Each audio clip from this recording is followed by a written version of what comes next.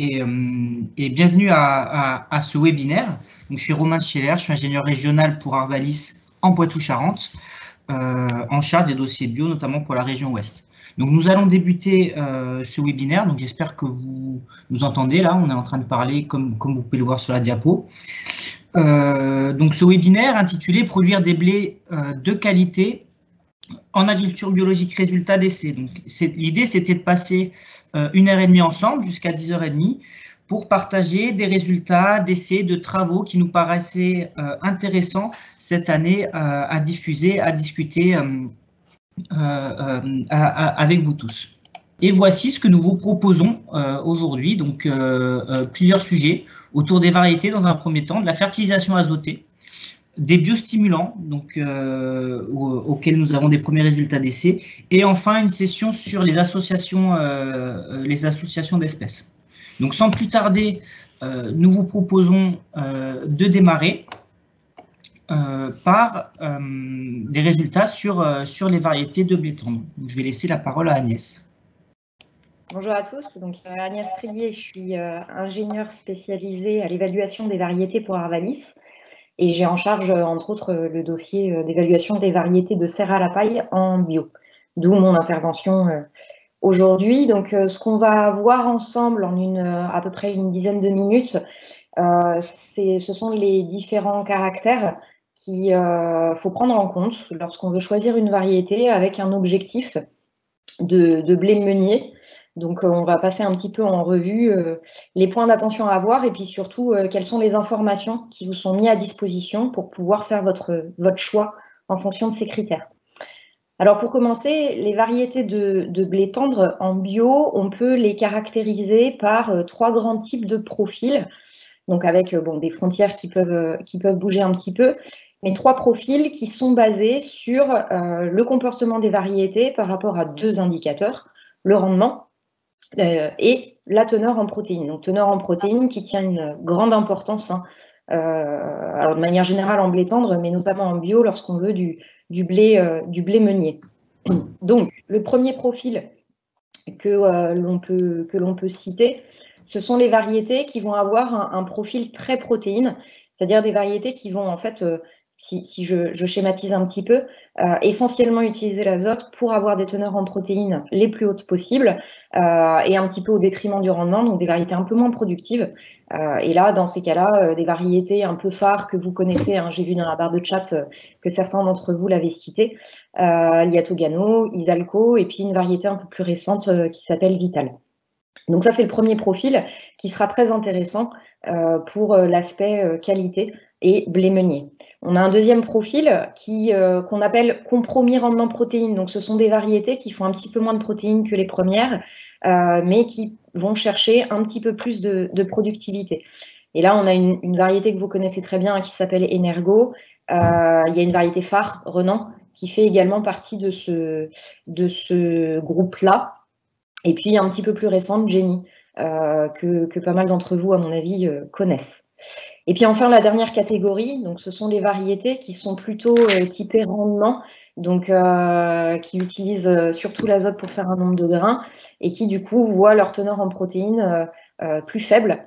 Donc évidemment, en fonction de la rotation que vous avez du précédent avant votre blé tendre, eh ben, il sera intéressant de plutôt favoriser une variété appartenant à un groupe ou un autre type de groupe. Donc c'est ce qu'on va voir sur la diapo suivante, que le précédent joue quand même pour beaucoup dans l'objectif de teneur en protéines que l'on souhaite atteindre.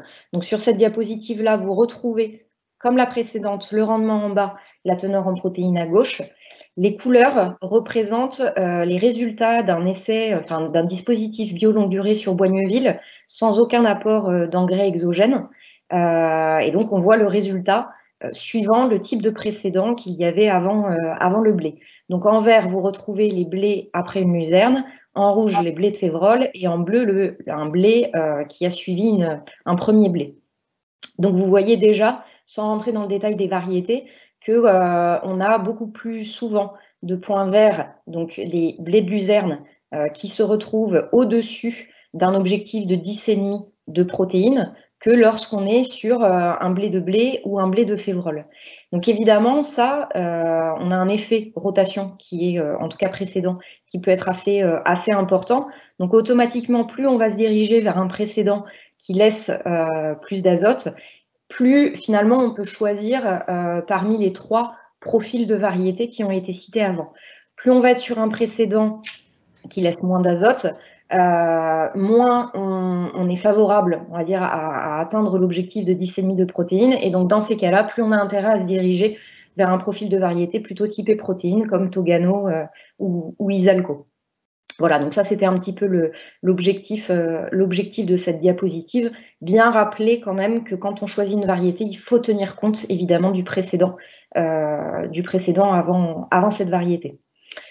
Alors, une fois qu'on sait ça, on peut se poser la question comment on peut obtenir suffisamment d'informations sur les différentes variétés qu'on nous propose pour savoir quelle est celle qui pourrait me convenir. Donc pour ça, on a un super outil qui est un réseau multipartenarial. Donc vous voyez l'ensemble des partenaires qui contribuent à ce réseau d'expérimentation, d'évaluation des variétés. Donc à droite, alors on a plein de structures complètement différentes. Il y a les chambres d'agriculture, des groupes de développement, des coopératives, des obtenteurs, des instituts techniques. Donc voilà, donc tous ces acteurs-là se réunissent ensemble et mettent en commun leur expérimentation pour évaluer les variétés et pour pouvoir transmettre ensuite aussi bien à la distribution qu'aux agriculteurs des éléments qui permettront d'orienter les choix. Les essais sont répartis sur l'intégralité de la France. Vous voyez, tous les points sur la carte représentent au moins un essai. Alors, on a un découpage en 3 zones pour essayer de répondre aux problématiques un peu plus locales. Donc, la zone nord avec les points bleus, la zone centre avec les points verts et les points rouges pour la zone sud. Voilà, donc ça, tous les ans, ce réseau existe, établit une liste de variétés communes en vue de leur évaluation et ensuite les résultats sont repris par l'ensemble des partenaires qui contribuent à ce réseau-là. Donc en termes de type d'informations délivrées par ce réseau, donc on peut passer à la diapositive suivante. Donc tout d'abord, le premier type de résultat, c'est ce qu'on a vu un petit peu sur la première diapositive, c'est le comportement des variétés en fonction de leur relation protéines-rendement. Donc vous retrouvez encore une fois le rendement en bas, la teneur en protéines à gauche. Ici, vous avez les résultats de la zone nord depuis 2003. Donc c'est vraiment du pluriannuel. Et toutes les variétés qui sont indiquées sont celles qui ont été évaluées en 2021. Donc on retrouve, comme tout à l'heure pour la zone nord, parmi les variétés avec un profil plutôt typé protéines, Togano. Dans les variétés à profil de compromis, on a Wendelin. Donc Wendelin, qui est une variété un peu plus récente que Togano, qui est une variété de compromis, mais quand même un peu plus typée protéines que rendement. On retrouve Energo, évidemment, et puis des variétés comme Émotion, un tout petit peu plus productives, qui descendent un petit peu en protéines, mais vous voyez qu'au niveau en tout cas à l'échelle de ce réseau pluriannuel, vous voyez que tout le groupe compromis passe au-dessus de 10,5 de la valeur de 10,5. Et puis on a des variétés un peu plus profil rendement, donc des variétés qui viennent du conventionnel, comme Rubisco, mais également des variétés qui ont été inscrites en bio en France, comme El Deschênes, Gwen ou Gambetto. Voilà, donc là, ça permet de voir un petit peu pour la zone nord les dernières évaluations qui ont été faites en fonction des profils.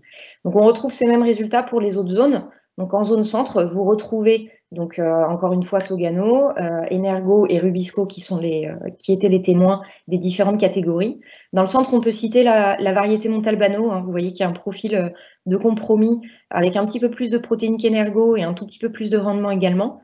Émotion, qui se place aussi dans cette catégorie qu'on a vue précédemment. Une variété plus précoce qu'on retrouvera dans le sud qui s'appelle Apexus, qui marque un petit peu avec Jenny la fin du groupe de compromis. Et puis parmi les variétés productives, on retrouve les mêmes que pour le nord, à savoir El Deschênes et Gambetto et Gwen. Pour le sud, certaines variétés sont un petit peu différentes puisqu'on est dans une zone un tout petit peu plus précoce. Donc du coup, on peut avoir des variétés qui n'ont pas été évaluées dans les autres zones. Alors, je veux bien que tu me passes la diapo, s'il te plaît, Romain. Enfin, en tout cas, moi, elle ne s'affiche pas pour la zone sud. Je ne sais pas si c'est que moi qui ai un souci. Voilà, ça y est. Je l'ai. Donc on retrouve dans les variétés à type protéine Togano, mais vous voyez qu'on a également Isalco, donc qui est pas toute récente, hein, qui a déjà été évaluée notamment en zone centre, et qui a la place en tout cas pour ce groupe-là, de la variété avec la plus forte teneur en protéines, donc qui peut être assez intéressante, notamment en cas de précédent un peu moins favorable pour ce critère. Et puis, dans les variétés de compromis, on retrouve Apexus, hein, comme pour la zone centre, et Jenny qui marque la fin de groupe, et on retrouve les mêmes variétés productives. Voilà, donc vous voyez que en fonction des zones, déjà tous les ans, vous avez des résultats de ce type-là qui sortent grâce au travail de tous les partenaires et qui permettent de pouvoir avoir déjà une première vision de la variété en termes d'appartenance, enfin de type de profil, qui peuvent ensuite orienter les choix en fonction des différentes situations. Donc évidemment, j'ai beaucoup insisté là sur la partie rendement et teneur en protéines parce que c'est un petit peu quand même le critère essentiel à avoir en tête quand on veut choisir un blé de qualité. Mais évidemment, d'autres critères sont aussi importants à prendre en compte pour les agriculteurs pour être sûr d'avoir une culture qui se porte bien jusqu'au bout.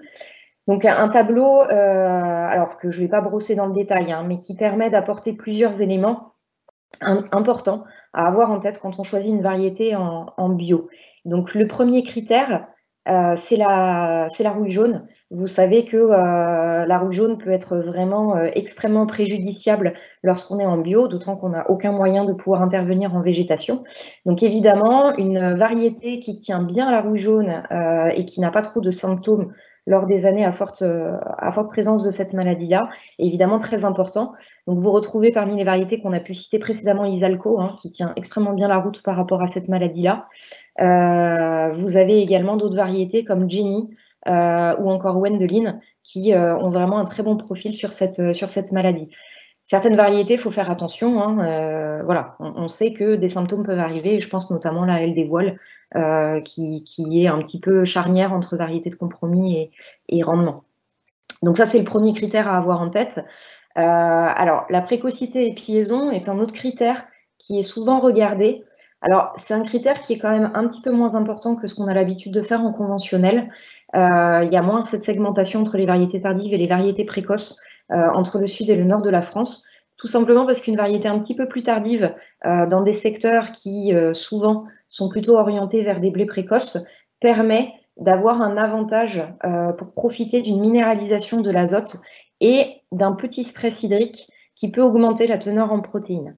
Donc ça ne va pas faire tout hein, par rapport au profil d'une variété, c'est quand même essentiellement, c'est essentiellement le profil de la variété qui va jouer sur la teneur en protéines, mais le fait d'avoir une précocité et piaison un petit peu plus tardive, sans partir dans les extrêmes, peut aider un petit peu à obtenir l'objectif que l'on s'est fixé.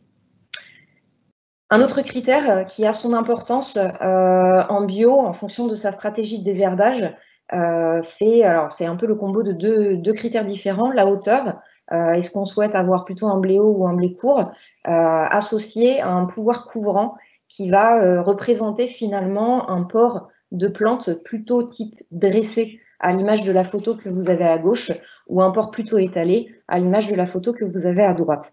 Donc vous voyez que pour chacune des variétés, on a des comportements qui peuvent être un petit peu différentes. Certaines variétés, comme par exemple Rubisco ou Winner, vont avoir tendance à avoir une note de pouvoir couvrant plutôt élevée à moyen, quel que soit le stade d'observation, alors que certaines variétés vont être un petit peu plus limitées, voire très peu couvrantes. Donc en fonction de sa stratégie de désherbage, on peut préférer un profil plutôt qu'un autre. Donc ça, ce sont des caractères agronomiques qu'il faut avoir en tête quand on choisit une variété, parce qu'on ne peut pas tout baser non plus sur la partie qualité.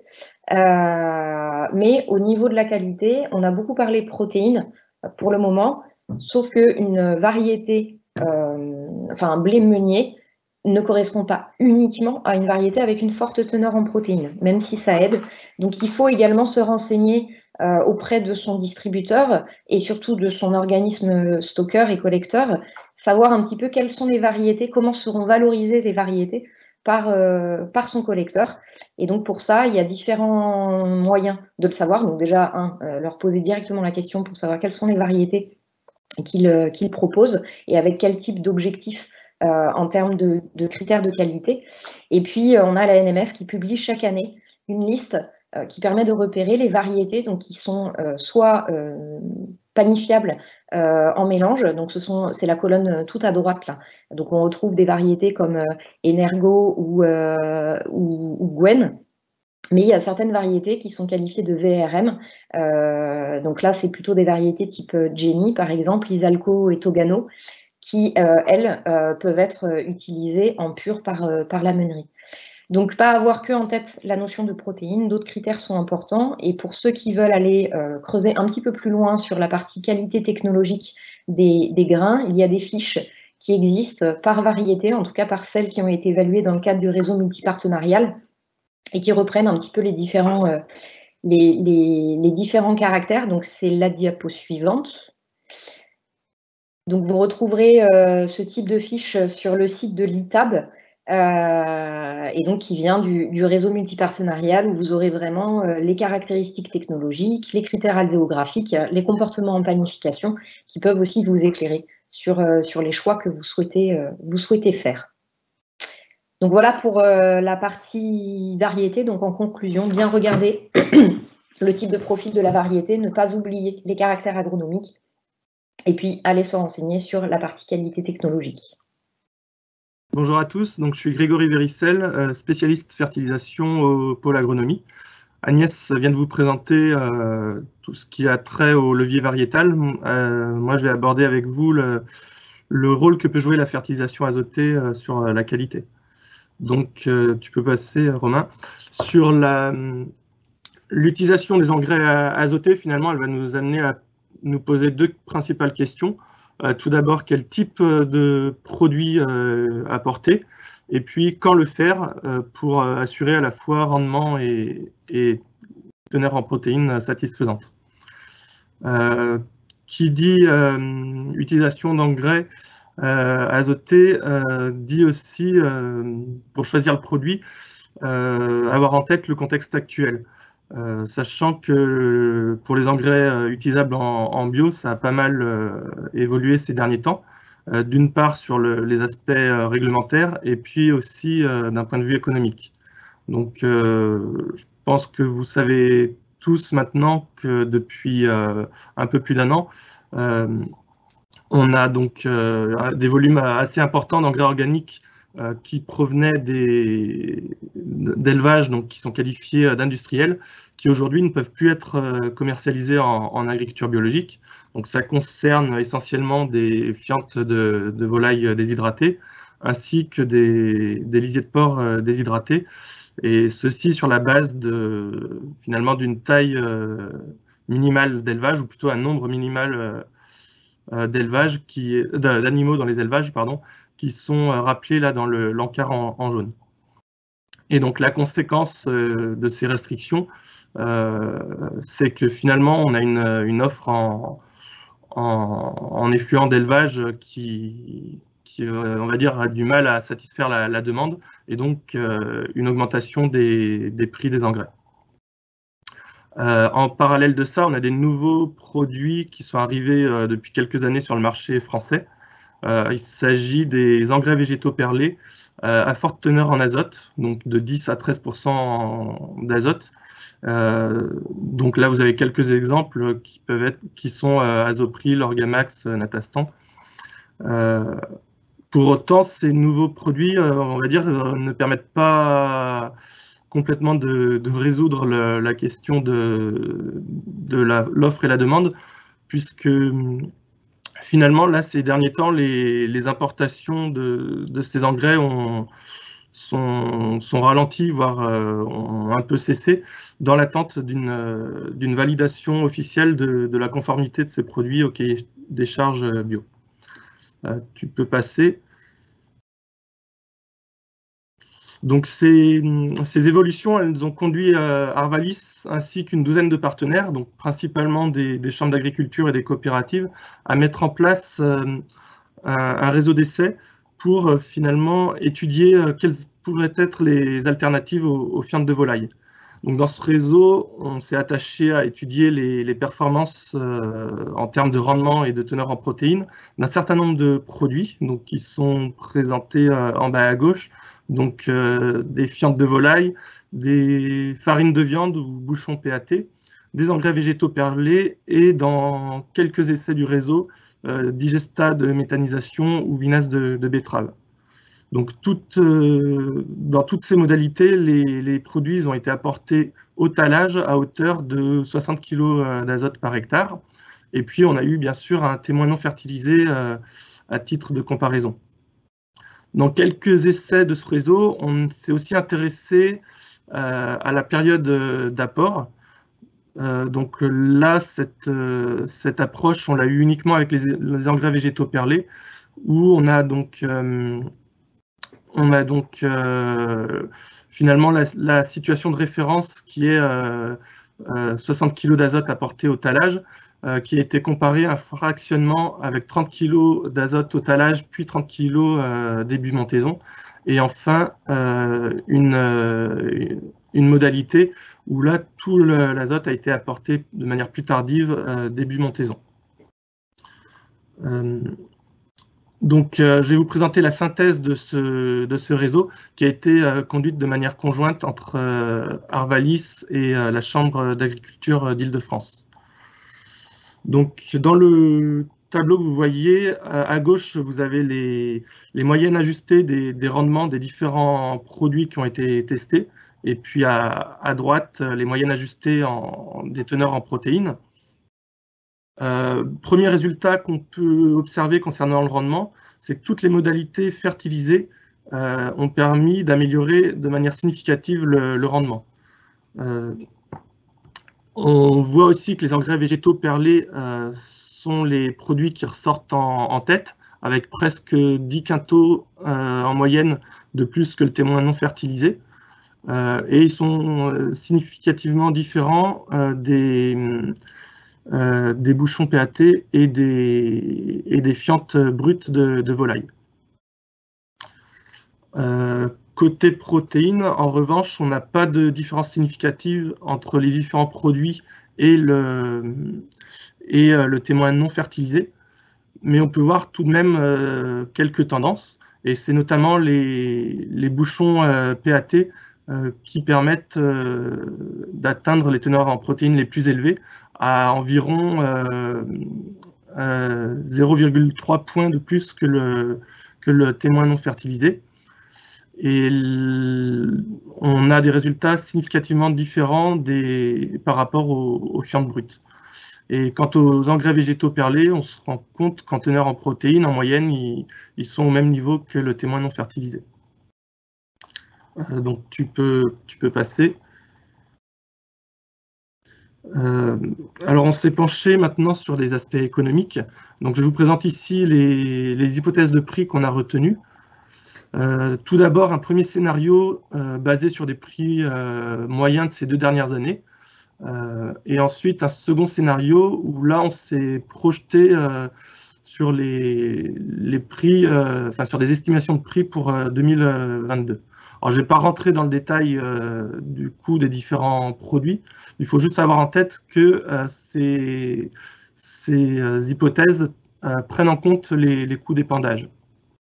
Et puis pour le prix du blé, donc là, 3 situations. On a une teneur en protéines supérieure à 11%.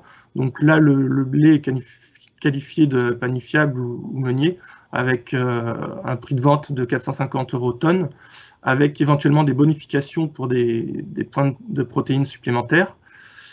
On a les blés dont la teneur en protéines est inférieure à 10%, qui vont être déclassés en blé fourragé, et puis on a une situation intermédiaire. Donc sur la diapo suivante, vous allez avoir les résultats économiques. Donc on a calculé le produit brut pour chacune des modalités dans l'ensemble des essais, en tenant compte du rendement et de la teneur en protéines obtenues essai par essai. Et on en a déduit les charges de fertilisation qui apparaissent en jaune pour finalement calculer des marges moyennes, donc produit brut moins charge de fertilisation. Donc en moyenne, pour le témoin non fertilisé, on obtient un petit peu plus de 1 400 € par hectare. Et on constate dans le scénario de prix numéro 1, donc les prix moyens 2020-2021, que ce soit avec des fientes, des engrais végétaux perlés ou des bouchons PAT, on a l'apport d'engrais est rentable. On va gagner une 50aine d'euros par hectare avec les fientes, une 100aine d'euros par hectare avec les engrais végétaux perlés et un peu plus de environ 130 euros par hectare avec les bouchons PAT. Et malgré un rendement qui était un peu plus faible pour les bouchons PAT, on obtient une marge plus intéressante que les engrais végétaux perlés, qui s'explique finalement grâce à une meilleure teneur en protéines qui permet de moins souvent déclasser la qualité du blé. Donc maintenant en orange vont s'afficher donc le coût des engrais dans le deuxième scénario, donc sur les projections 2022. On part du même produit brut, et par contre, on diminue d'autant la marge puisque le coût des engrais dans ce scénario-là est un peu plus élevé. Pour autant, on ne va pas changer le classement des produits et on reste encore compétitif en moyenne par rapport aux témoins non fertilisés. Alors derrière ces valeurs moyennes, il faut avoir en tête qu'il existe une grande variabilité de situation. C'est ce qu'on voit sur la diapo suivante. Donc là, sur le graphique, vous avez sur l'axe vertical l'écart de marge par rapport aux témoins non fertilisés. Et puis sur l'axe horizontal, c'est le coût de la fertilisation pour les différents produits. Donc en marron, les fientes. Alors il y a deux prix suivant si ce sont des fientes sèches ou si ce sont des fientes brutes qui sont un petit peu plus chères. En bleu, vous avez les bouchons PAT et en noir, les engrais végétaux perlés. On constate qu'on a, pour tous ces types d'engrais, des situations en fait, où l'écart de marge est négatif. Autrement dit, ce n'est pas rentable dans ces situations-là de fertiliser, puisque finalement, on a une marge moins intéressante que sur le témoin non fertilisé. Et finalement, ces situations où on perd un peu de marge, on atteint pratiquement la moitié des situations. Donc une question qui se pose à ce moment-là, c'est finalement comment essayer de réduire le nombre de situations où on n'est pas rentable. Donc tu peux passer à la diapo suivante. Un des leviers, ça va être peut-être aussi de réfléchir à la période d'apport des engrais. Donc c'est ce qu'on a regardé sur cette diapo-là, en se concentrant uniquement sur les engrais végétaux perlés. Donc là, vous retrouvez le même tableau que tout à l'heure, avec une comparaison donc, entre les différentes périodes d'apport. On voit qu'on n'a pas d'effet significatif de la période d'apport, ni sur le rendement, ni sur la teneur en protéines.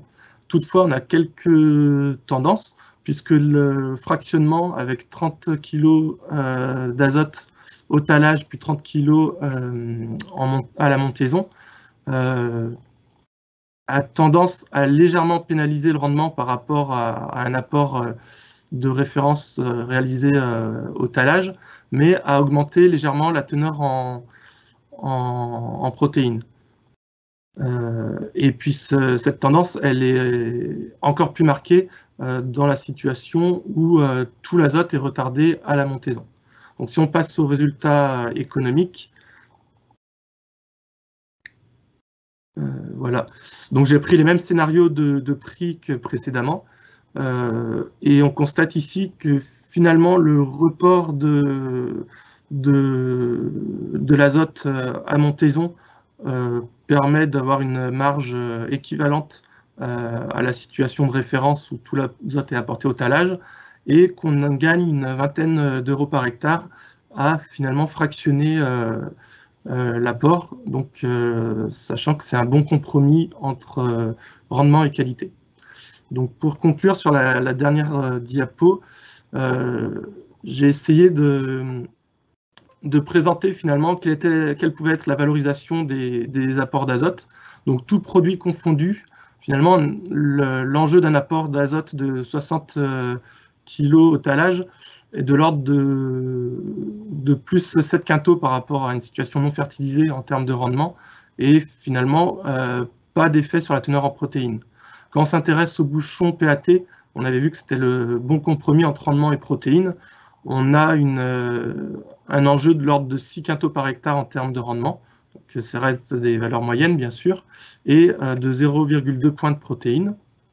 L'intérêt du fractionnement en 2 apports, on a un enjeu cette fois de moins 2 quintaux par hectare en termes de rendement, mais de plus 0,4 points de protéines par rapport donc à un apport non fractionné.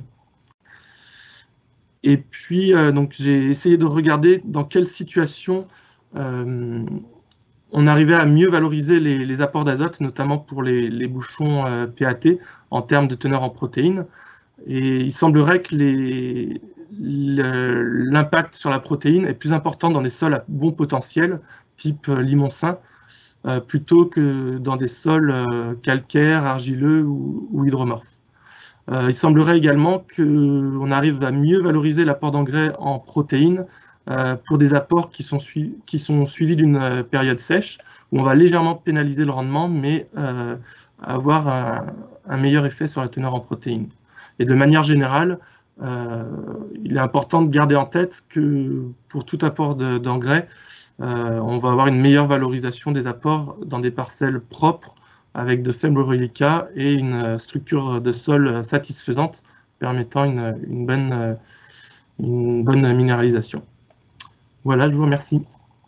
Je suis Aude Boise, moi je suis ingénieure régionale dans le Gers et le Tarn-et-Garonne, en Ouest Occitanie. Et j'ai eu la chance de pouvoir mener des essais sur les biostimulants avec mon équipe cette année. Donc ces essais sont conduits au niveau France entière, par l'équipe et par Grégory qui vient d'intervenir sur la fertilisation. Donc, au niveau de ces biostimulants, peut-être que tu peux passer la première diapo, Romain, s'il te plaît. C'est un réseau d'essais qui est soit annuel, en fait, c'est des essais annuels et pluriannuels. Donc, c'est un réseau qui s'est mis en place en 2021. Et donc, les premiers résultats seront des résultats préliminaires, puisqu'en fait, il va falloir les mener encore plusieurs années avant de pouvoir avoir des synthèses bien complètes. Donc, dans le Gers, nous avions un essai annuel, ce qui va me permettre de pouvoir présenter les premiers résultats cette année, sachant que donc de nombreux essais vont rejoindre ensuite pour la synthèse. Et donc, on voit bien tous les points. Donc, la France entière est représentée dans tout ce réseau. Donc, au niveau des produits, tu avais bien fait de passer. Au niveau des produits, on va trouver tous les types de biostimulants qui seront représentés. Donc, on sait que les biostimulants, c'est des produits qui peuvent jouer qui jouent plutôt sur des effets abiotiques. Et donc, on voit différents types de produits biostimulants. Donc, on peut avoir des composés organiques simples, des macromolécules organiques, notamment tout ce qui est à base d'acide fulvique. Donc là, dans nos essais, on va retrouver le lombricompost, ou encore Nutrigeo qui fait partie de cette catégorie.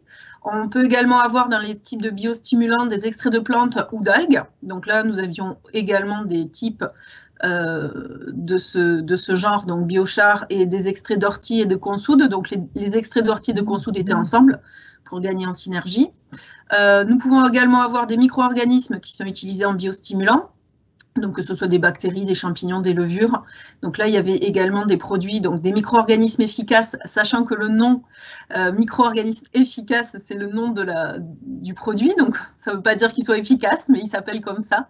Je le précise parce que ça fait toujours, au début, c'est assez étonnant comme nom. Le thé de compost rentre également dans cette catégorie.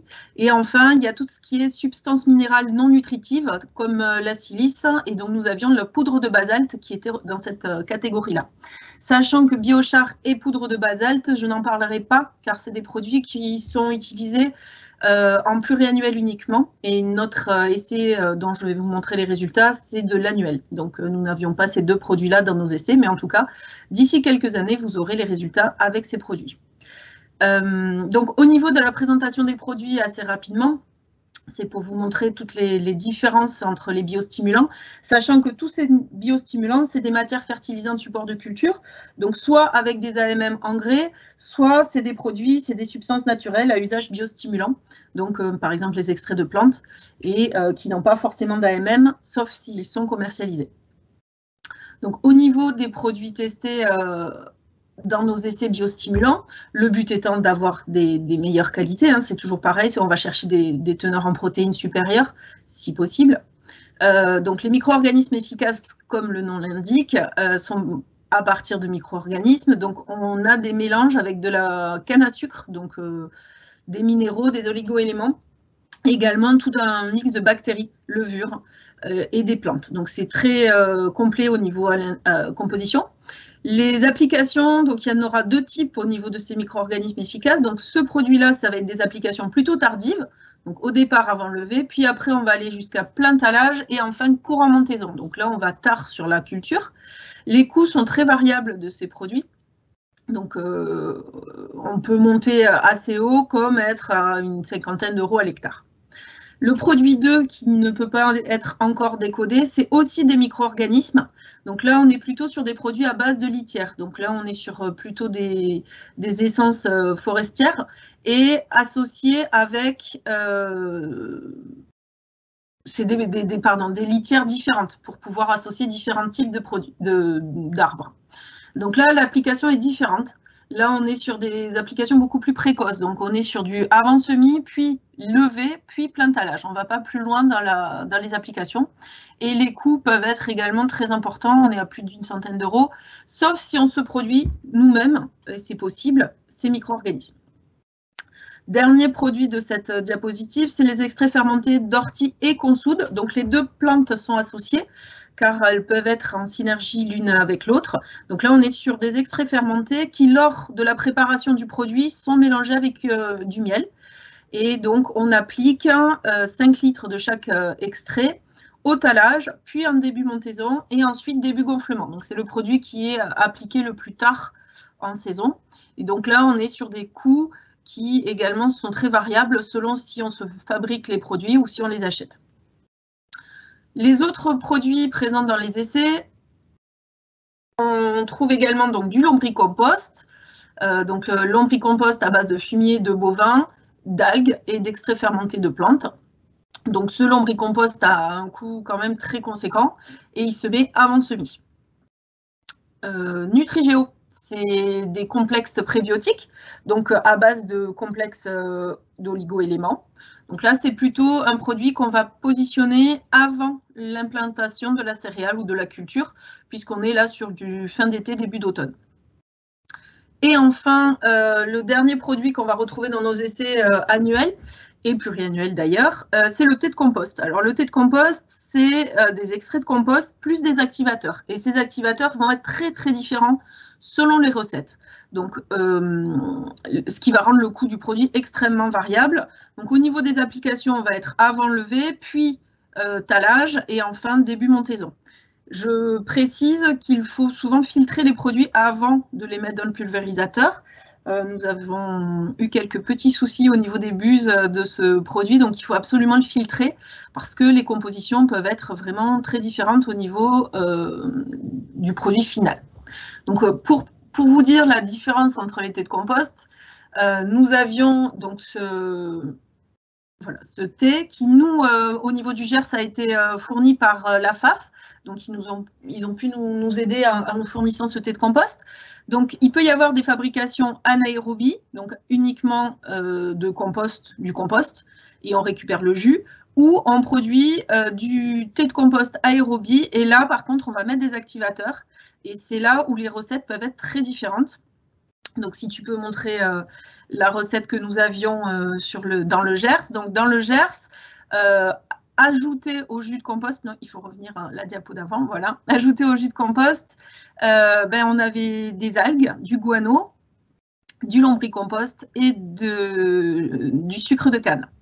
Donc, en comparaison, Bonneville s'est fabriqué également du thé de compost pour ses essais, donc l'équipe de Delphine, peut-être Delphine d'ailleurs, peut-être qu'elle fabrique le thé de compost le soir à Bonneville. Je plaisante, mais en tout cas, on voit que la recette était bien différente. Et donc là, on pouvait retrouver en plus du basalte, des coquilles d'huîtres, du malt d'orge, de la litière également. Donc on amène d'autres activateurs au thé. Donc on voit des recettes très différentes pour un même nom de produit. Donc il faut en tenir compte par la suite. Donc, au niveau des résultats, obtenus, on peut regarder directement les rendements. Donc, au niveau des rendements, donc, je vais vous présenter l'essai de Saint-Clar dans le Gers, sachant que donc ces résultats sont préliminaires et ils vont nécessiter plusieurs années d'utilisation pour pouvoir être conclus. Donc, au niveau des résultats en rendement, ce qu'on peut voir, c'est rien de significatif. On a un témoin et au niveau du rendement, toutes les autres modalités qui sont assez proches au niveau du résultat rendement. Donc, pas d'apport de ces produits au niveau du témoin par rapport au témoin sur le rendement. Ce qu'on peut voir ensuite, c'est que nous avons testé de nombreuses autres choses.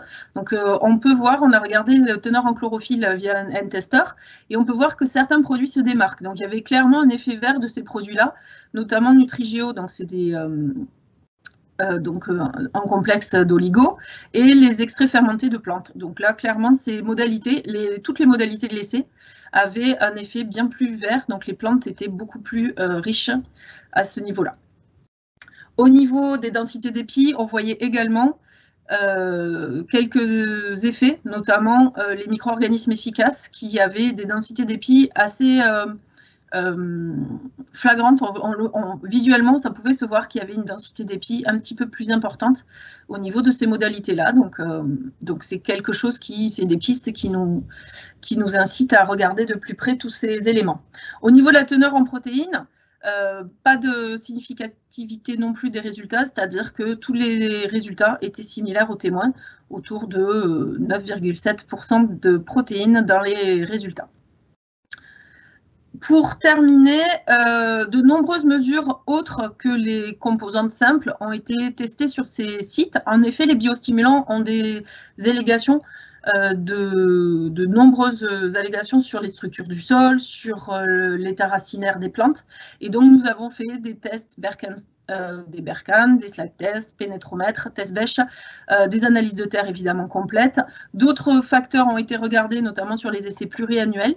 Et donc, tous ces résultats-là vont être communiqués par la suite, puisque l'intérêt des biostimulants, ce n'est pas que sur la nutrition de la plante, mais également sur la structure du sol.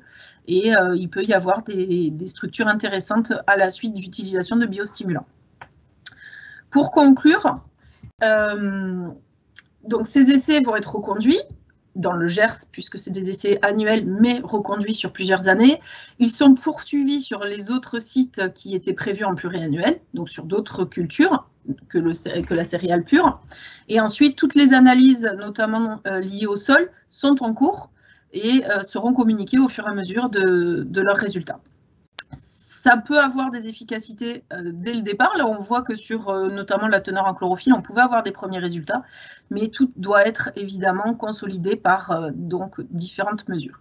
Donc, je vous invite à suivre ces résultats les prochaines années, puisque du coup, ça va nous permettre de pouvoir communiquer sur tous ces produits biostimulants dont on en voit beaucoup dans les exploitations agricoles en ce moment. Et de poursuivre avec le troisième grand volet de cette matinée qui est attendu, puisqu'il y a eu des nombreuses questions sur le sujet, autour des associations d'espèces en agriculture biologique. Et donc, je vais passer la parole à Amélie. Merci Romain. Effectivement, aujourd'hui, je vais vous parler donc des associations de céréales protéagineux avec Mathieu Marguerie. Et je me présente, je suis Amélie Carrière, je suis chargée du programme agriculture biologique d'Arvalis. Alors tout d'abord, pour commencer, quelques éléments de contexte et puis agronomique sur les associations céréales légumineuses et céréales protéagineux. Donc tout d'abord, qu'est-ce qu'on entend par une association céréales protéagineux?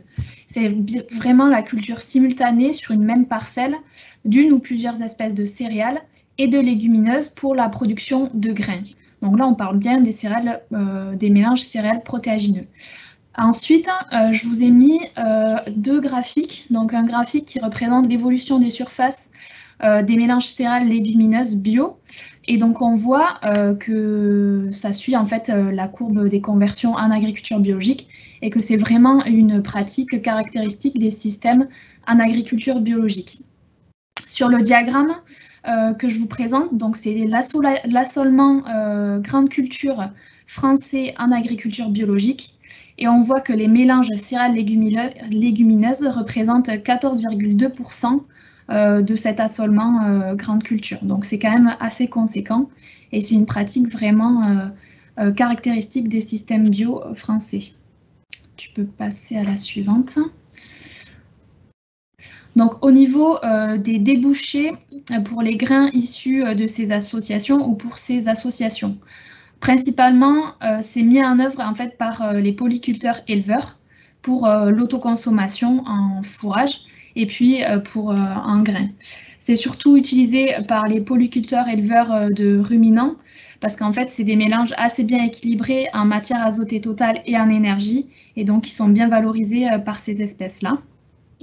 Un autre débouché recherché pour les associations céréales protéagineux, c'est par les céréaliers.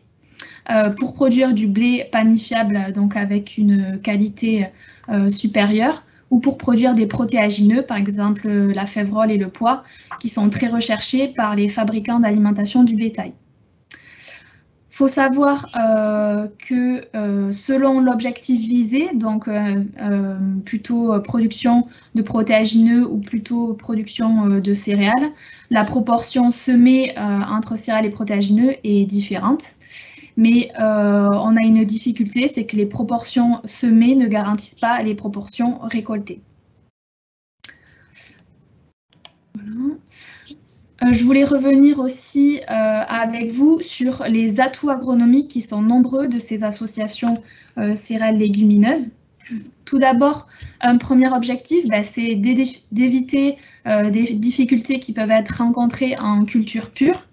Notamment vis-à-vis des adventices et notamment pour des espèces peu compétitives vis-à-vis des adventices comme le pois et la lentille en début de cycle. Quand ils sont associés à une céréale qui est plus compétitive, forcément, c'est meilleur pour ces espèces-là. Effectivement, il y a un effet tuteur qui est utilisé par les producteurs, l'effet tuteur de la céréale pour la lentille ou pour un pois, pour limiter la verse de la lentille. Effectivement aussi, il y a, par exemple, il y a des diminutions du risque maladie, notamment pour les protéagineux, pour l'ascocytose du pois ou pour le botrytis pour la févrole, qui sont revendiqués également et qui ne sont pas systématiques à chaque fois sur les essais, mais qui sont quand même bien reconnus. Et également des risques ravageurs réduits, et notamment avec un effet barrière contre les pucerons verts. Un autre atout agronomique de ces associations, c'est le fait que le rendement en culture en association est plus élevé qu'en culture en pure par unité de surface. Et il y a également un effet de sécurisation de la production pour des cultures qui ont un rendement plus instable. C'est-à-dire que si une culture a des problèmes de développement, une des deux cultures a un problème de développement sur la parcelle, en fait, ça sera l'autre qui prendra la place et donc on sécurise une production. Et un effet qui est le plus recherché, notamment par les céréaliers, c'est l'amélioration de la qualité des productions, notamment pour le blé, sans fertilisation, avec un gain de 0,5 à 1% de protéines en plus. Et donc ça, c'est dû à plusieurs effets. Tout d'abord parce que l'azote du sol est majoritairement disponible pour la céréale. C'est-à-dire que le système de la céréale se développe plus rapidement que celui du protéagineux en début de cycle. Et donc, la céréale pompe l'azote du sol plus précocement. Et sous l'effet de cette concurrence, en fait, la légumineuse va développer ses capacités à fixer l'azote atmosphérique plus rapidement qu'en pur, et donc laissera plus d'azote disponible pour la céréale. Je rappelle ici également que la céréale ne bénéficie pas directement de l'azote fixé par la légumineuse. Je pense que c'est un rappel important à faire. Il y a aussi un effet sur la qualité qui vient de l'accroissement du volume de sol exploré par les racines, puisque les deux espèces développent un système racinaire plus important sous l'effet de la compétition en début de cycle. Et donc, il y a un accès plus accru aux éléments minéraux. Et un dernier effet qui explique ces qualités de production plus élevées en association, c'est l'effet concentration de la protéine, c'est-à-dire qu'un blé semé en association est semé moins dense qu'un blé en pur, alors que l'azote disponible est de même quantité. Donc il y a forcément plus d'azote pour les blés cultivés en association. D'autres effets qui sont recherchés par ces associations céréales protéagineux, c'est bien sûr accroître la biodiversité cultivée et favoriser les systèmes, les services écosystémiques. Et tout ça concourt en fait à accroître la résilience du système face aux aléas, qu'ils soient économiques ou climatiques. Et donc, il n'y a pas que des atouts agronomiques à ces associations, mais il y a aussi des contraintes, notamment au niveau de la mise en œuvre du semis, avec des graines de différentes grosseurs et donc qu'on doit semer à différentes profondeurs, ce qui peut être compliqué. Également, on peut avoir des compositions du mélange récolté hétérogène. Ça, c'est dû à l'azote disponible en fait dans le sol et au climat. Donc, il fait que quand on a plus d'azote disponible, ça sera plus favorable à la céréale et inversement, dans le cas inverse, ce sera plus favorable aux protéagineux. On peut aussi avoir des écarts de maturité à la récolte qui sont vraiment un point négatif, notamment pour les collecteurs et la gestion de la collecte et puis des grains derrière, du travail sur le grain. Et puis le triage des grains récoltés quand on récolte les deux cultures en grains. Et donc ça m'amène à vous présenter les résultats d'une enquête qui avait été menée sur le triage des grains en agriculture biologique. Donc c'est une enquête qui a été menée en 2021 et qui a fait l'objet du stage de Colline Bertrand. Et l'objectif de cette enquête, c'était vraiment de recenser les pratiques de triage et aussi de nettoyage, mais là je vais vous présenter vraiment les résultats sur le triage des associations, que ce soit les pratiques des producteurs, des collecteurs, mais également des utilisateurs comme les meuniers et les fabricants d'aliments du bétail. Et puis pour nous, l'intérêt, c'était de recenser également les besoins et puis les ententes en fait des différents acteurs de la filière en termes de travaux de recherche et développement ou de valorisation. Donc à ces enquêtes ont répondu 715 producteurs en agriculture biologique, 13 organismes stockeurs, 7 meuniers et 4 fabricants d'alimentation du bétail. Et ces enquêtes avaient été diffusées en ligne, vous y avez peut-être répondu. Donc tout d'abord pour les résultats sur les enquêtes auprès des agriculteurs. J'attends que ça s'affiche. Il y a un petit décalage. Voilà, donc ceux qui ont répondu à l'enquête, donc juste pour qualifier un peu l'échantillon, donc il y avait 56% des agriculteurs qui étaient en grande culture et 44% en polyculture élevage. Et donc la moitié à peu près des agriculteurs enquêtés qui étaient convertis depuis moins de 5 ans en agriculture biologique. Et donc à la question « Cultivez-vous des associations d'espèces ?» il y a 63% des agriculteurs qui ont répondu oui. Et donc ça représentait 75% de la population des polyculteurs éleveurs qui ont répondu à l'enquête et la moitié des céréaliers. Et donc sur ces 63% d'agriculteurs qui ont répondu oui à la question « Cultivez-vous des associations d'espèces ?» il y en a à peu près la moitié qui trient des associations.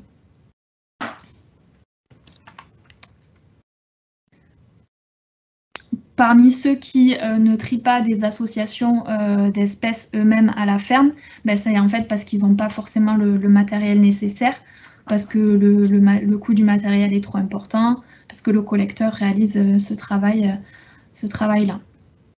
Et puis il faut savoir que c'est quand même une pratique qui est chronophage. Et parmi ceux qui ont répondu oui à la question « Réalisez-vous le triage sur la ferme ?» ben en fait, Ils le réalisent majoritairement pour autoconsommer les grains, donc ça c'est plutôt pour les polyculteurs éleveurs. Et puis ils réalisent déjà le nettoyage des grains, donc ils peuvent réaliser le triage également. Et ils réalisent souvent de la vente en direct, et puis ils trouvent que c'est plus rentable de le faire à la ferme.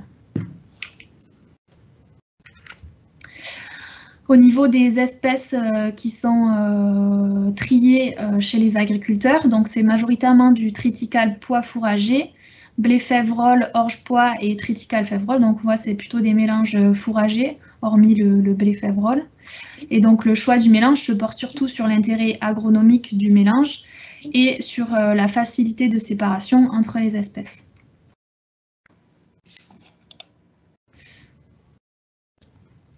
Et donc le matériel qui est majoritairement utilisé, en fait, c'est des nettoyeurs séparateurs à grille plane ou grille rotative, des trieurs alvéolaires et puis des pré-nettoyeurs par aspiration qui viennent en amont de ces appareils-là pour faciliter le nettoyage.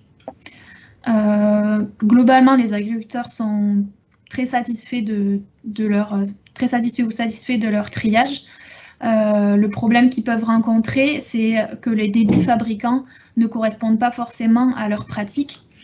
Ils sont obligés de le réduire par au moins 2 pour réaliser le triage des espèces et de réaliser au moins 2 passages en fait, des grains pour arriver à bien trier. Donc voilà pour les agriculteurs. Au niveau des organismes stockeurs, il y en a 82% qui collectent des associations d'espèces. Il y avait 13 répondants, je vous le rappelle. Et donc au niveau des associations qui sont acceptées, ça correspond assez bien aux associations qui sont triées par les agriculteurs, hormis le blé lentille qui est aussi recherché par les collecteurs.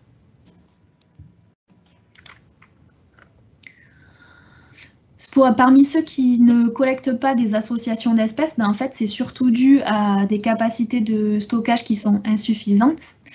Et puis, pour les autres, en fait, la majorité propose une liste positive d'associations aux producteurs qui correspondent en fait aux débouchés donc en fait au désir des clients et puis à la difficulté à trier les 2 espèces.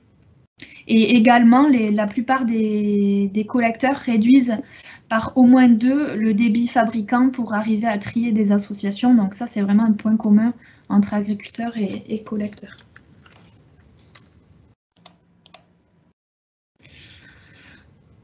La majorité donc, des blés, là si je me concentre plus sur le blé issu de mélanges, la majorité des blés issus de ces mélanges sont destinés à l'alimentation humaine.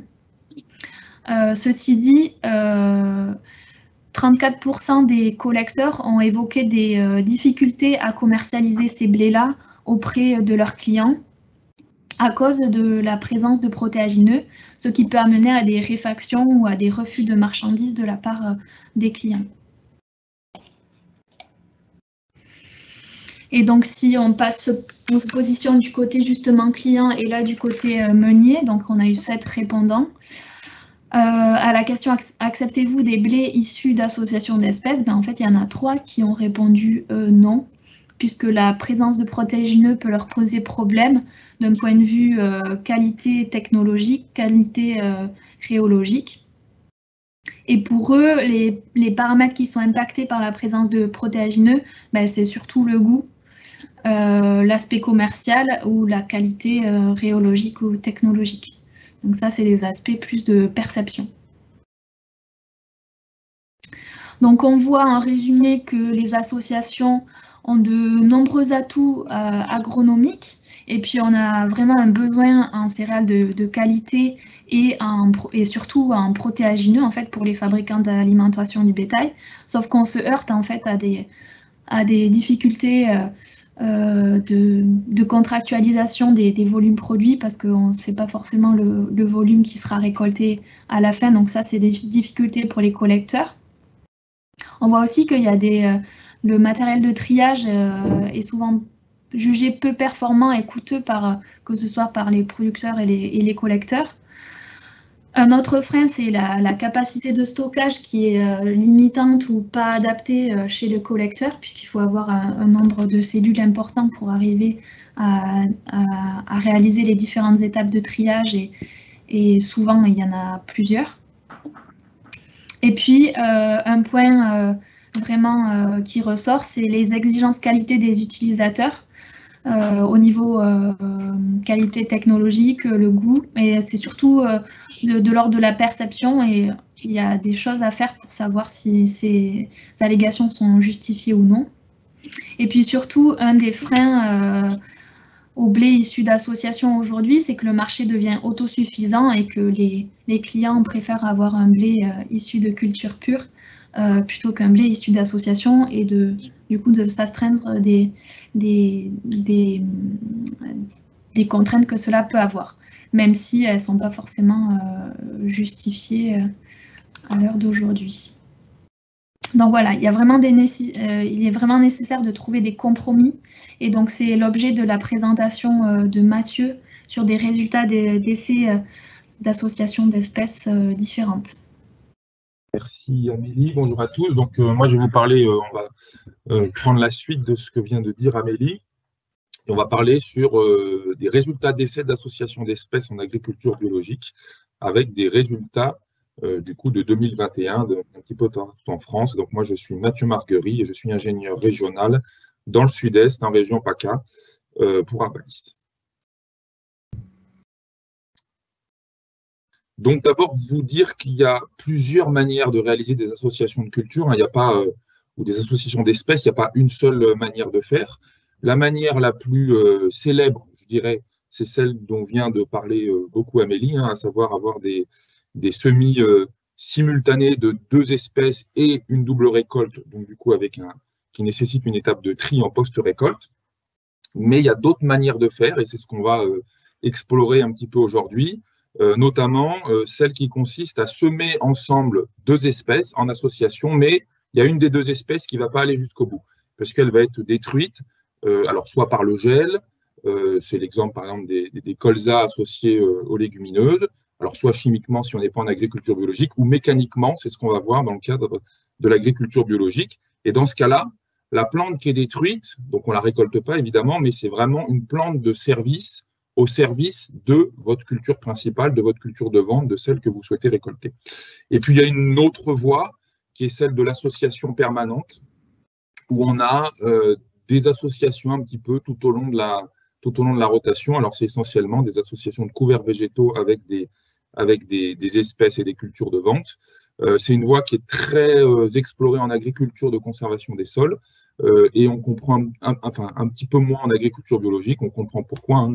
La réussite de la pratique réside dans la régulation du couvert végétaux tout au long de la rotation, même si on explorera en fin de diaporama quelques pistes très prometteuses en agriculture biologique à ce sujet.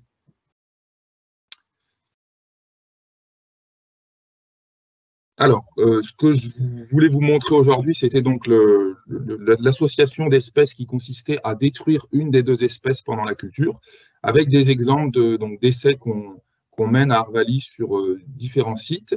Là, vous avez des photos sur les essais qui sont dans le sud-est de la France, au lycée agricole de Valable, près d'Aix-en-Provence, où, photo de gauche, vous voyez une association blé-févrole, mais avec des rangs différenciés pour le blé et la févrole. Là, vous avez 2 rangs de blé, un rang de févrole, 2 rangs de blé, un rang de févrole, mais on pourrait très bien imaginer aussi un rang de blé, un rang de févrole, enfin, un petit peu toutes les configurations qu'on souhaite. Donc, ces 2 rangs séparés, donc la févrole est semée soit en un seul passage, parce qu'on va avoir un semoir double trémie, soit en 2 passages, on va semer le blé, puis ensuite on va semer la févrole. Et donc là, l'équipement RTK pour bien positionner les rangs des 2 espèces les uns par rapport aux autres est assez important.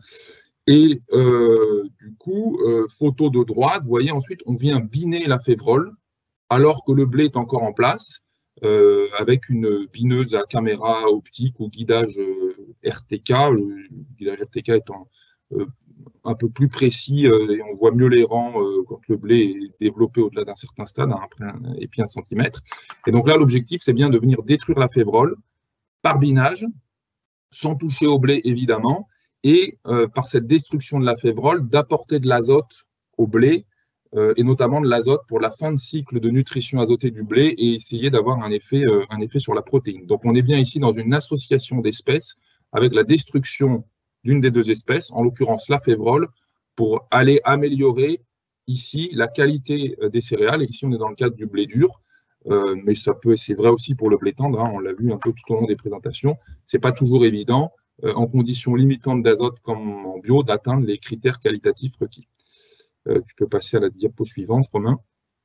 Donc on a sur les essais en 2021, vous voyez, on a des essais qui ont été menés un petit peu partout en France, avec essentiellement sur du blé dur, mais aussi un essai dans le Gers sur du blé tendre, des types de sols différents, des climats assez différents, même si la sécheresse printanière est une donnée commune à tous ces essais l'an dernier, des précédents différents, légumineuses ou pas, et puis alors des dates de semis qui sont toutes un petit peu tardives, on est en agriculture biologique, donc c'est tout à fait logique, et puis des niveaux de reliquats azotés qui sont très différents selon les essais pour des reliquats azotés en sortie d'hiver, et on va voir que ça a sans doute son importance pour expliquer les performances des pratiques, et puis je vous ai mis aussi les rendements des témoins sans fertilisation pour vous donner un petit peu un niveau des potentiels de rendement sur ces différents essais. Donc, c'est des essais qui ont été réalisés par Arvalis et en coopération avec divers partenaires dont j'ai précisé les logos ici.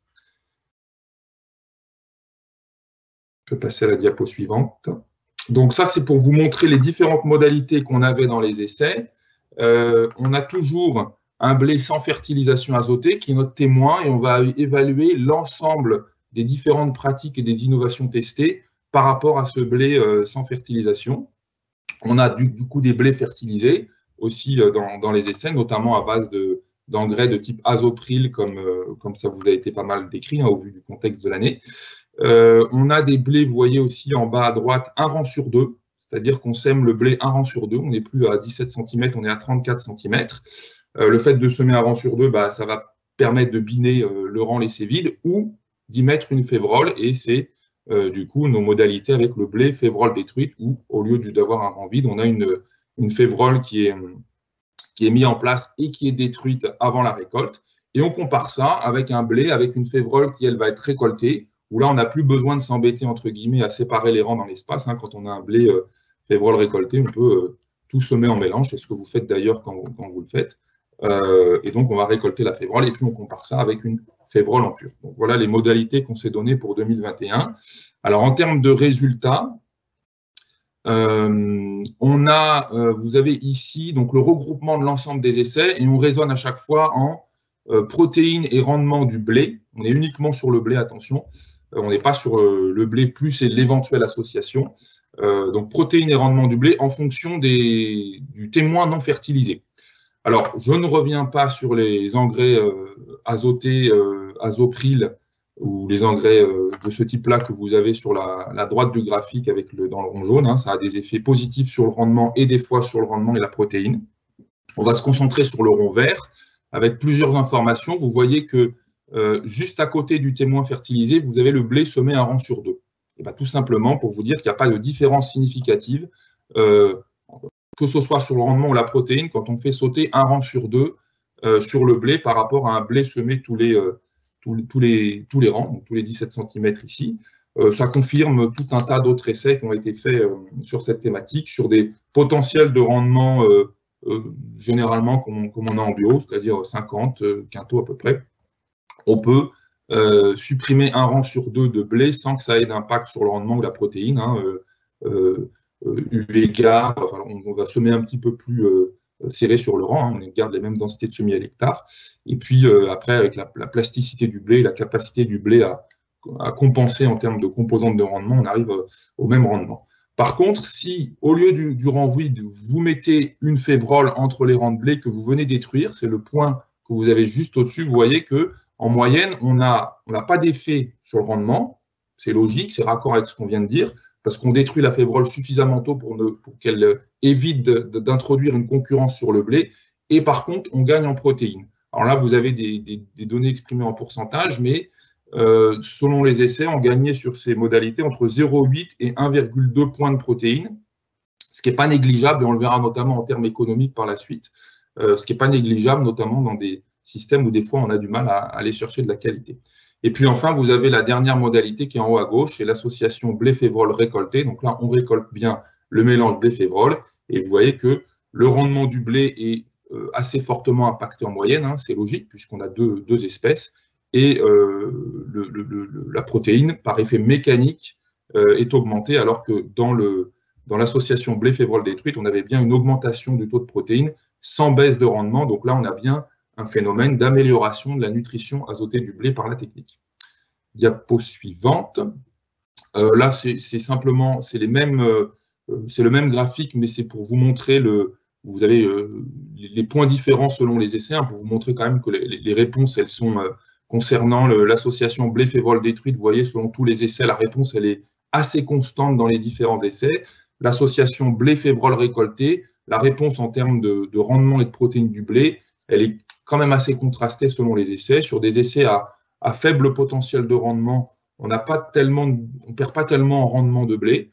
Et par contre, on a un surplus évidemment en récolte de févrole, alors que sur des essais à plus haut potentiel de rendement, c'est le point que vous avez tout en haut à gauche, on a une perte de rendement qui, elle, est plus marquée. Et donc, l'autre intérêt qu'on a aussi en venant biner de la févrole, c'est évidemment l'effet binage. Je ne reviens pas dessus, hein, mais là, c'est des résultats sur le lycée de Valabre. Un effet binage qui est intéressant parce qu'en plus d'avoir cet effet un petit peu nutrition azotée sur le blé et l'effet protéine dont on vient de parler, bien, on arrive à gérer aussi la gestion du stock d'Adventis de manière plus efficace, je dirais, qu'avec une RC-Trixeuil, étant donné le spectre d'action différent et complémentaire du binage sur les Adventis, sur les stades du blé, par rapport à la RC-Trixeuil. Donc, au niveau économique, vous allez me dire tout ça c'est joli, mais quelle est la rentabilité économique de la chose? Donc, on a fait une analyse aussi sur les mêmes critères que vous a présenté Grégory, en ajoutant évidemment le blé dur, parce qu'on avait 3 essais sur 4 ici qui étaient du blé dur. Donc, avec des scénarios de prix, que ce soit pour le blé tendre ou le blé dur, qui tiennent compte de la protéine. Alors, il faudrait rajouter évidemment le PS, hein, parce que les réfractions, c'est des interactions PS-protéines, et puis le mitadin pour le blé dur. Et puis après, on a fait des choix aussi économiques pour introduire du binage. Hein, quand vous avez le semis de la févrole que vous allez détruire dans le blé, bah, vous avez une opération de binage supplémentaire. Vous avez les semences de févrole aussi à ajouter, évidemment. Éventuellement deux semis si vous semez en 2 fois. Et puis après, quand vous avez l'association blé-févrole et que vous allez récolter cette association, eh bien, vous avez également le coût du tri à ajouter. Donc, en termes économiques, les résultats que ça montre, on peut passer la diapo, Romain. Voilà. Donc, tous les résultats sont exprimés en différentiel de marge par rapport aux témoins sans azote. Alors, la réponse, elle est très variable selon les essais, hein, mais globalement, ce qu'on voit, c'est que la rentabilité de l'association récoltée, donc l'association blé-févrole récoltée, elle dépend avant tout de la perte de rendement du blé et de la récolte de la févrole. Vous voyez que c'est très différent selon les essais. Sur des essais à faible potentiel de rendement, comme vous avez à Saint-Clar, bah, finalement, on perdait peu en rendement de blé quand on laissait la févrole aller jusqu'au bout, mais on avait un surplus intéressant de févrole. Donc là, économiquement, c'est plutôt intéressant, ce qui n'est pas le cas sur les autres essais où finalement, on perd un peu trop en rendement de blé ou beaucoup en rendement de blé. Et la févrole ne le compense pas d'un point de vue économique. Et puis en plus, il faut ajouter le coût du tri par rapport à ça. Par contre, il y a une autre constante qu'on voit dans ces essais qui regroupent des situations assez différentes, c'est que l'association blé-févrole détruit semble être au moins aussi rentable, voire un peu plus rentable que le témoin sans azote, et parfois même aussi que les modalités avec fertilisation, parce que ça va dépendre, hein, l'efficacité de ces modalités de fertilisation, on en a parlé avant avec Grégory, vont fortement dépendre aussi de la valorisation de cet engrais et notamment de conditions climatiques ou de conditions de reliquat azoté. Évidemment, c'est qu'une année, donc il faut qu'on poursuive ces essais sur différents contextes, différents climats, voilà, il faut qu'on les éprouve un peu plus. Mais c'est des choses qui sont intéressantes dans un contexte de prix d'azote en augmentation, comme évoqué précédemment. Et donc, juste 2 mots pour vous dire qu'on travaille d'autres formes d'associations de culture aussi, notamment dans le sud-est de la France. Ça a été pas mal évoqué aussi dans les questions, hein. avec une coopérative qui s'appelle Durantia, qui développe des filières de légumes secs et qu'on envisage agronomiquement en association avec des céréales, donc de l'orge avec de la lentille, des blés avec de la lentille. Donc on a des essais aussi dont on pourra vous communiquer des résultats prochainement, parce qu'on démarre des essais avec des suivis de performance de ces associations chez les agriculteurs, donc dans plein de contextes différents, et puis des essais plutôt micro-parcelles pour voir comment ce type d'association répond en fonction de différents niveaux de reliquat azoté du sol et de différentes proportions dans le mélange de la céréale ou de la lentille. Et puis, dernière diapositive, pour parler aussi de l'association avec des couverts un petit peu plus permanents. Romain, si tu peux passer la diapositive. Et une voie en fait qui est assez innovante et assez prometteuse, hein, qui a été développée notamment par Régis qui est présent ici, qui était celle de dire on va, grâce toujours à de l'agriculture de précision et RTK, hein, comme les histoires de Févrol tout à l'heure, on va pouvoir, grâce à ces techniques-là, reconfigurer spatialement les parcelles et avoir des couverts permanents de luzerne entre des rangs de céréales ou de différentes cultures et entretenir cette luzerne, donc qui est sur des rangs différents des céréales, entretenir cette luzerne par la fauche interrang et une machine qui a été développée pour ça. Donc vous avez tout un webinaire, hein, qui avait été fait l'an dernier avec Régis là-dessus, dont on pourra vous renvoyer le lien qui vous explique la technique. Mais en tout cas, pour vous dire que ce sont des techniques aussi prometteuses pour avancer sur des histoires de couverts un petit peu plus permanents ou semi-permanents en agriculture biologique, et aussi sur des histoires d'autonomie en azote ou dans un contexte du prix des engrais organiques qui augmente, avec des résultats très prometteurs. Au bout de quelques années d'installation du système, quand on a les arrière-effets des fauches successives de la luzerne qui sont présents, des effets intéressants, que ce soit en blé tendre ou en blé dur, en termes d'apport sur le rendement ou sur la qualité par rapport dans des systèmes sans apport extérieur d'azote. Donc on travaille un petit peu sur différentes voies pour explorer toutes ces solutions qui vont être complémentaires de la fertilisation azotée.